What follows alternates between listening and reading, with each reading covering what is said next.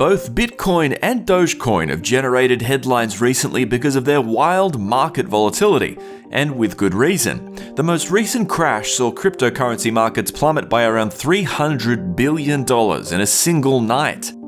So why the unpredictability? Firstly, it's a bit of a mess. Many stock markets operate circuit breakers that would halt trading when there are sudden price drops.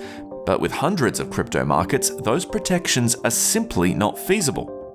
Secondly, when a dip happens, it takes time to know why. Inexperienced investors get skittish quickly, often wanting to sell, which causes big drops in a short period of time. But the main reason comes down to perceived trust in the currency. With a lack of fundamental value, the use of cryptos is based on trust, and any breach of it, for example a rogue Elon Musk tweet, will cause a rush out of the markets. Despite the recent stock market rollercoaster, crypto is largely being taken more seriously. Payment giants PayPal and Visa have both made steps towards wider adoption of cryptocurrency.